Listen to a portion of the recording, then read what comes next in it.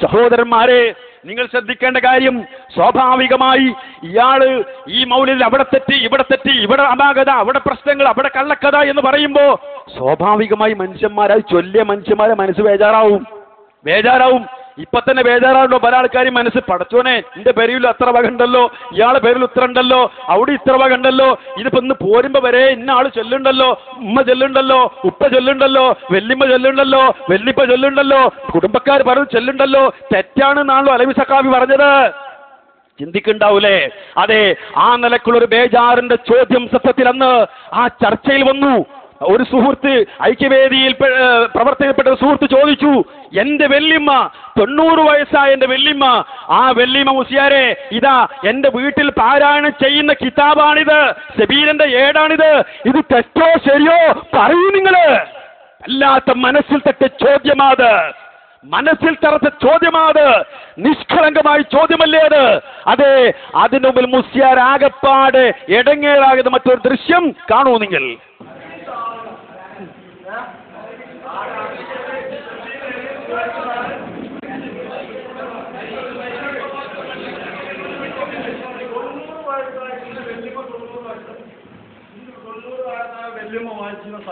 Okay, ഇത് തെറ്റാണോ ശരിയാണോ? ഞങ്ങളതാ പറയുന്നത്. അതിന് മറുപടി അത് തെറ്റാണ്. അതെ, അതിന് മറുപടിയാ പറയുന്നത്.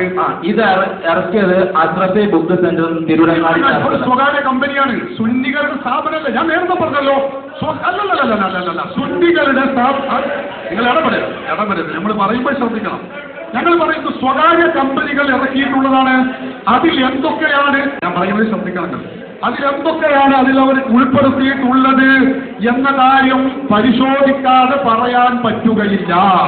അതേ അവസരത്തിൽ നമ്മൾ സാധാരണഗതിയിൽ ഓതാറുള്ളതും സുന്നികൾ തന്നെ ഇറക്കിയിട്ടുള്ളതുമായ ഞാൻ പറയുന്നത് നിങ്ങൾ ശ്രദ്ധിക്കണം. അതെ, നമ്മൾ പറയുന്നത് ശ്രദ്ധിക്കണം. സുന്നികൾ ഇറക്കിയിട്ടുള്ളതും ഇതിൽ പെസകില്ല എന്ന് ഉറപ്പുള്ളതുമായ മൗലിദുകളാണ് ഇപ്പൊ ഞാൻ ഈ പറഞ്ഞിട്ടുള്ളത്. അത് നിങ്ങൾക്ക് നോക്കാം, അത് നിങ്ങൾക്ക് ഉറപ്പുള്ളതാണ്. മറ്റത് അതിലെന്തൊക്കെയാണ് കടത്തി കൂട്ടിയിട്ടുള്ളത്, അതിൽ ആരൊക്കെയാണ്, ഏതൊക്കെ പ്രസ്തുകാർ എന്തൊക്കെയാണ് എഴുതിയിട്ടുള്ളത് എന്ന് നമുക്കറിയാത്തത് കൊണ്ട് പരിശോധിച്ച ശേഷമല്ലാതെ പറയാൻ കഴിയില്ല.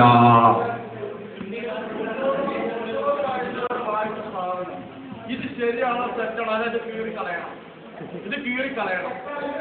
കീറിക്കളയാൻ പാടില്ല, ഒരിക്കലും കീറിക്കളയാൻ പാടില്ല. കാരണം അതിൽ നമ്മൾ ഈ പറഞ്ഞ മൗലിദുകളുണ്ടല്ലോ, ഇത് എന്റെ വളരെ വ്യക്തിപരമായ കാര്യം. അതെ, മുസ്ലിം ഐക്യവേദിയോടോ അല്ല, അതിന് മറുപടി രണ്ട് കൂട്ടത്തിലൊരു ഉത്തരം തന്നെ ഞങ്ങൾ പറയുന്നു. എന്റെ വെല്ലിമ്മ വായിച്ച സാധനം തെറ്റാണോ ശരിയാണോ പറഞ്ഞത്, ആ പറഞ്ഞ മൗലിദ് കീറിക്കളയാൻ പാടില്ല. മൗലിദുകൾ നമ്മൾ ഈ പറഞ്ഞിട്ടുള്ള ഉദ്ധരിച്ചിട്ടുള്ള മൗലിദുകൾ പൂർണ്ണമായും ശരിയാണ്. അല്ലാത്ത മൗലിദുകൾ നമ്മൾ സാധാരണ വീടുകളിൽ ഉപയോഗിക്കാറുള്ളതോ ഓതാറുള്ളതോ അല്ല. അത് പരിശോധിച്ചതിന് ശേഷമേ അതിൽ വല്ലതും കടത്തി കൂട്ടിയിട്ടുണ്ടോ എന്ന് ഉറപ്പുവരുത്താൻ പറ്റുള്ളൂ. മറ്റൊന്ന്, വല്യമ്മ ഓതിയതാണെന്ന് പറഞ്ഞു, വല്യമ്മ അതിലുള്ള മുഴുവനും കൂടി ഓതിയിട്ടുണ്ടോ എന്ന് നമുക്ക് അറിയുകയുമില്ല. മനസ്സിലായോ? ആ കാരണം ഞാൻ ഉദാഹരണം പറയാം. മക്കൂസ് അതിലുള്ള ഒരു മൗലിദാണ് ജായ മുഹമ്മദ് മൗലിദ്. ആ മൗലിദിൽ ഇവർ തന്നെ കടത്തിക്കൂട്ടിയിട്ടുണ്ട്. ബദർ ദിവസം 12,000 ആളുകൾ തോറ്റോടി. അത് നുണയാണ്, ശരിയല്ല. അത് ഞങ്ങൾക്കറിയാം. അതുകൊണ്ടാണ് ഞാൻ പറയുന്നത്, അതിൽ നുണകൾ പലരും കടത്തി കൂട്ടിയിട്ടുണ്ട്. അത് പരിശോധിച്ചിട്ടേ പറയാൻ പറ്റുള്ളൂ. വല്യമാനെ കുറ്റപ്പെടുത്തുന്നതില്ല. വല്യമ്മ നല്ല ശുദ്ധഗതിക്കാരിയാണ്, സുന്നിയാണെന്ന് ഉറപ്പാണ്. കാരണം മൗലിദ് തോന്നുന്നവരാണല്ലോ. അത് ശുർക്കും കുഫറുമാണ് അപ്പുറത്തുള്ളവർ പറയുന്നത്. അതുകൊണ്ട് വല്യമാനെ ചീത്ത പറയേണ്ടതില്ല, വല്യമോദ്യ മൗലിദിനെ കുറ്റപ്പെടുത്തേണ്ടതില്ല. അതൊക്കെ വളരെ നല്ലത് തന്നെയാണ്. പക്ഷെ നമുക്ക് വാദപ്രതിവാദം ചെയ്യണമെങ്കിൽ അതിൽ നമ്മൾ അംഗീകരിക്കുന്ന എണ്ണി പറഞ്ഞ മൗലിദുണ്ടല്ലോ, സുന്നികൾ ഇറക്കിയ മൗലിദ് കിതാബാണ്. ഇതിലുള്ളത് പൂർണ്ണമായി ഞങ്ങൾ അംഗീകരിക്കുന്നു. വാദപ്രതിവാദം ചെയ്യാം. ഇതിലുള്ള മൗലിദുകൾ റെഡിയാണ്, ഞങ്ങൾ റെഡിയാണ്. പിന്നെ അതിൽ വേറെ പല മൗലിദുണ്ട്. അതിൽ ആരൊക്കെയാണ് കടത്തിക്കൂട്ടിയുള്ളതെന്ന് പരിശോധിച്ച ശേഷമേ വിധി എഴുതാവൂ. അതാണ് ഞങ്ങൾക്ക് അതേക്കുറിച്ച് പറയാനുള്ളത്. ഇതാണ് സ്ഥിതി. നേരിട്ട് ചോദ്യമാണ് ചെന്നപ്പോ മൂപ്പർ പറയണം, അത് പരിശോധിച്ചിട്ടേ പറ്റുള്ളൂ. ഇത്രയും കാലം എന്തെങ്ങൾക്ക് പണി? ഇത്രയും കാലം ഈ മൗലിദിനും വേണ്ടി പ്രസംഗിച്ച് നടന്നിട്ട് എന്തായിരുന്നു നിങ്ങൾക്ക് പണി? അതെ, നേരിട്ട് മുഖാമുഖം ഇരുന്നപ്പോ നിങ്ങളുടെ അടവ് നടക്കൂല എന്ന് മനസ്സിലായപ്പോ ഒഴിഞ്ഞു മാറുകയാണ്. അത് എല്ലാവർക്കും മനസ്സിലാകുന്നുണ്ട്. അതുകൊണ്ട് അലവി സഖാഫി ആവർത്തിക്കുന്നു, നിങ്ങൾക്കിനി ആ ഏർപ്പാട് നിർത്താം.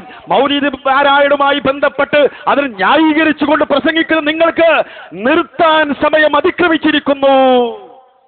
പിന്നെ അടുത്ത ചോദ്യം വന്നു. ചോദ്യം എന്താ?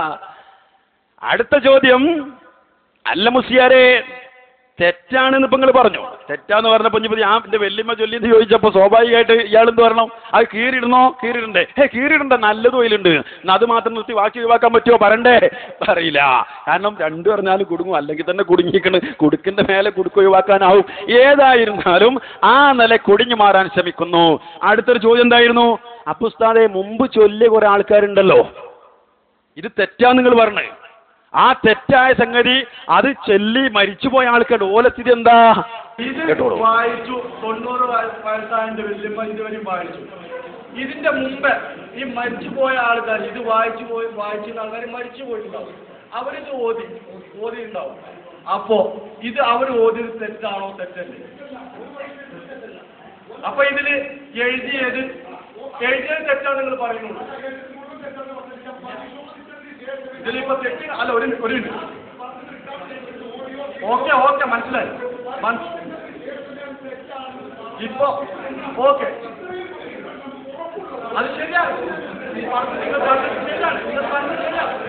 ഇല്ല, ഇത് മുസ്ലിം ഐക്യവേദിയുടെ ചോദ്യമല്ല. ഇത് എന്റെ വ്യക്തിപരമായ ചോദ്യമാണ്. ഇതിൽ നിങ്ങൾ ഇപ്പൊ അവിടുന്ന് ഒരു ചൊല്ലിയിട്ട് നിങ്ങൾ പറഞ്ഞു തെറ്റാണ് ഇല്ലേ?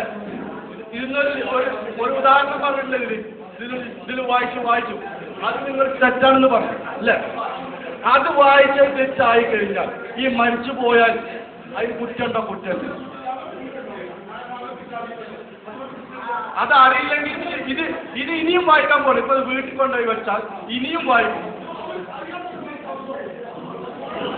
അങ്ങനെയാണ്.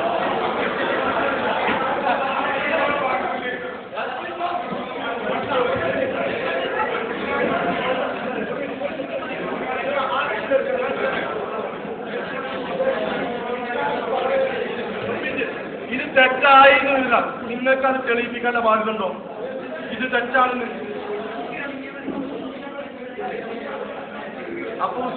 അപ്പൊ ഉസ്താദെ ഇതിൽ തെറ്റെടുത്ത് നമ്മുടെ വീട്ടിലേക്ക് അറിയുന്നില്ലല്ലോ. അതല്ല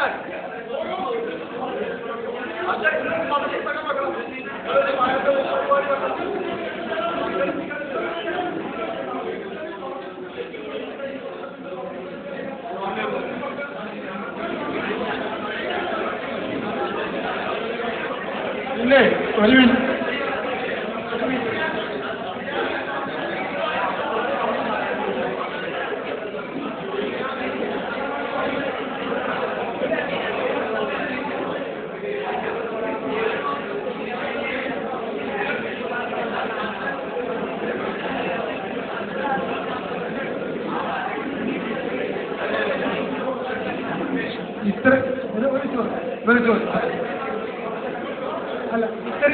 ഇത്രയും വർഷമായിട്ട് ഒരു 10-90 വർഷമായി ഇത്രയും വർഷമായിട്ട് ഇത് കണ്ടെത്താനും സമൂഹത്തെ ബോധവൽക്കരിക്കാനും നിങ്ങൾ തയ്യാറായിട്ടുണ്ടോ?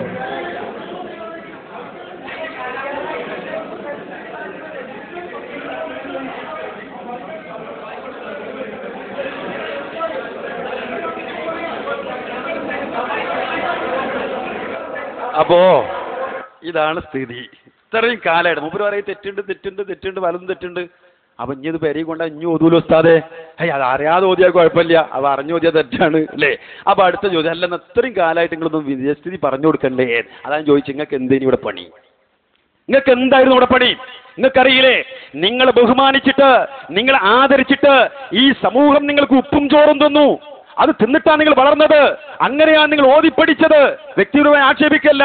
അങ്ങനെ സമൂഹം നിങ്ങൾ സ്നേഹിച്ചിട്ടാണ് നിങ്ങൾ ഈ കോലത്തിലായത് എങ്കിൽ നിങ്ങളെ പോറ്റി വളർത്തിയ ഈ സമൂഹത്തോട് ബാധ്യതയില്ലേ നിങ്ങൾക്ക്? ഈ സമൂഹം ചൊല്ലിക്കൊണ്ടിരിക്കുന്ന പുണ്യമാണ്ടുകളിൽ ചൊല്ലിക്കൊണ്ടിരിക്കുന്ന മൗലിദിൽ കള്ളക്കഥകളുണ്ട് സമൂഹമേ എന്ന് ഒന്ന് പറഞ്ഞു കൊടുത്തുകൂടായിരുന്നോ? നേരത്തെ പറഞ്ഞു കൊടുത്തുകൂടായിരുന്നോ? ബാധ്യത നിങ്ങൾക്കില്ലേ?